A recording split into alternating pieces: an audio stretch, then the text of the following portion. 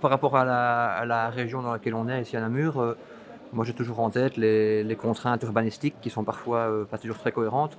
Donc je me demande comment ils font pour jongler avec tout ça, et réussir quand même à contenter les clients, et à rester créatifs malgré les contraintes qui sont pas forcément toujours, cohérentes. Alors je sais pas comment on fait, mais on arrive à le faire d'une certaine manière. Non, mais c'est juste, ça c'est une position, mais ça c'est personnel, mais moi que j'aime bien, c'est justement la position d'architecte face à la complexité et à la multiplicité des paramètres et un peu la capacité d'une bonne architecture de prendre ces paramètres en compte et d'arriver à les concentrer dans quelque chose d'assez simple.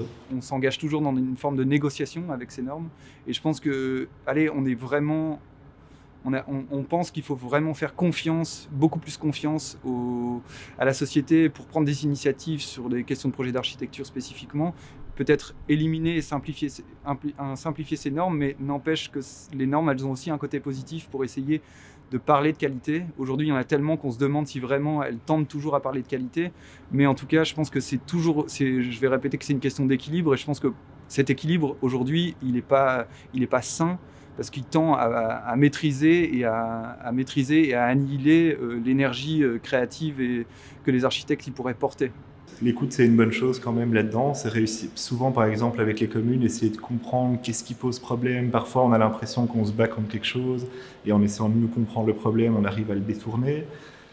Et alors aussi, ne pas s'accrocher trop à des grands gestes qu'on aurait pu avoir, des grandes idées. On se dit « Ah, c'est ça le projet !» et puis après, non, il marche pas. Et comme si tout le projet allait s'effondrer. Non, il y a toujours moyen de retrouver autre chose, remettre les choses en question et pour arriver à un projet justement qui fédère les clients et qui est souvent meilleur que le projet initial où on s'était dit « Ah, voilà, c'est ça qu'il faut. » Ben non, en fait.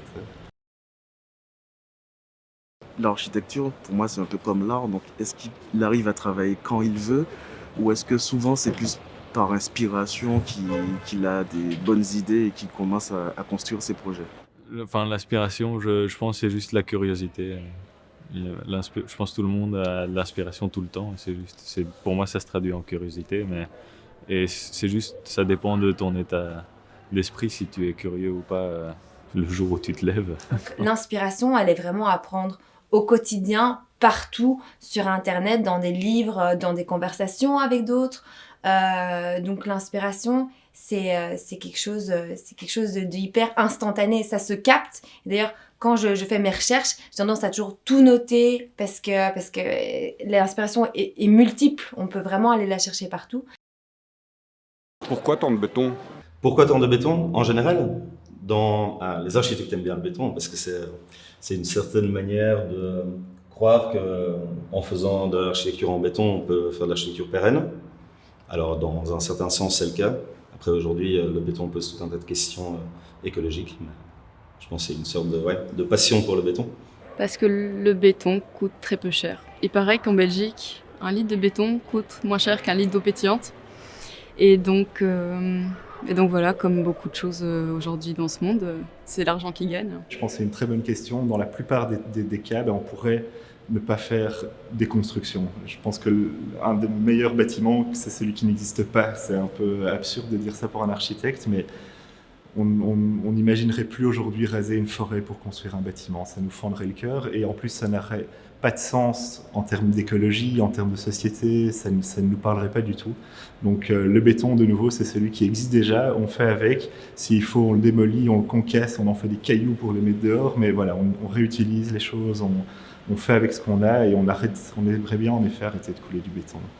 J'aime bien toujours relativiser les questions, ou en tout cas les images qui sont construites par la société. Et je pense que c'est une des images qu'il faut aussi déconstruire. Bien sûr, le béton, c'est un matériau qui est polluant par la fabrication du ciment et qui fabrique des tas de choses qui sont pas du tout intéressantes.